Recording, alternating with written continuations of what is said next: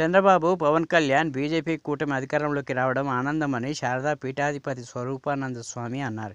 చంద్రబాబు ప్రమాణ స్వీకార ముహూర్తం బలమైనదని చెప్పారు.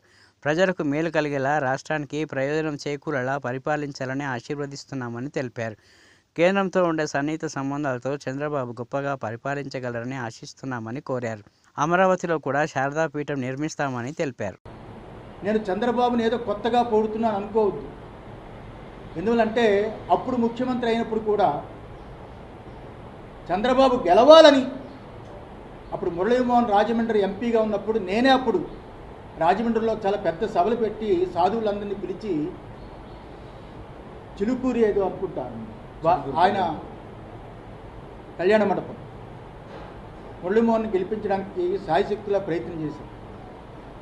అప్పుడు గెలవాలని, గెలిచినప్పుడు నేనే స్టేట్మెంట్ ఇచ్చా, చంద్రబాబు గెలవడం చాలా సంతోషం. అందువల్ల ఎవరితోటి మాకు విభేదాలు ఉండవు.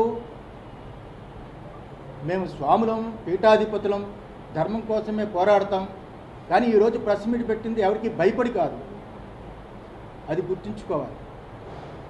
ఎవరికి భయపడి కాదు, వాస్తవాలు తెలుసుకోకుండా ఎవరెవరో కొత్తగా వచ్చిన వాళ్ళతో చేరి ఏదేదో తప్పుడు అభిప్రాయాలు వాళ్ళు చెబుతారని. ఎప్పుడూ స్వరూపానంద స్వామివారు ఒకలాగే ఉంటారు. చంద్రబాబు అంటే మాకు చాలా గౌరవం. రాజకీయ నాయకుల్లో ఆయనే ఇప్పుడు పెద్దవాడు.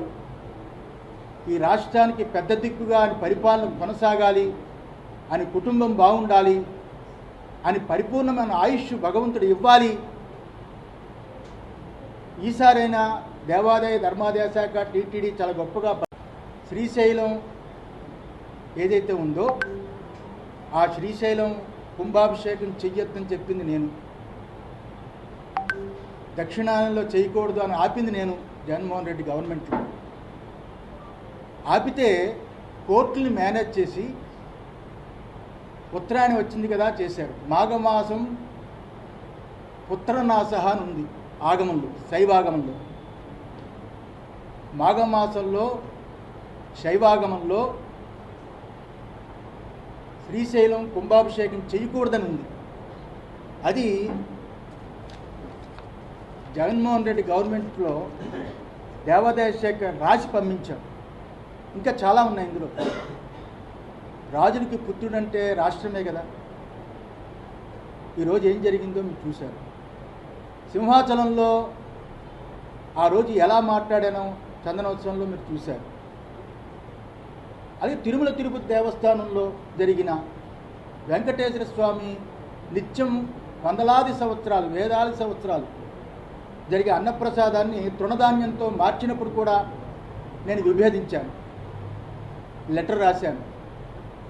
అందువల్ల ఈ స్వరూపానంద ఏ గవర్నమెంట్ వచ్చినా, ఎవరు మా దగ్గరికి వస్తున్నా మేము ఉన్నది ఉన్నట్టుగా మాట్లాడతాం. దూరమైనా పర్వాలేదు, మేము గవర్నమెంట్ దగ్గర బతికే పీఠం కాదు ఇది. ఉన్నది ఉన్నట్టుగా మాట్లాడటమే. సంపాదించుకోవాలి, దాచుకోవాలి అనుకునే పీఠం కాదు ఇది.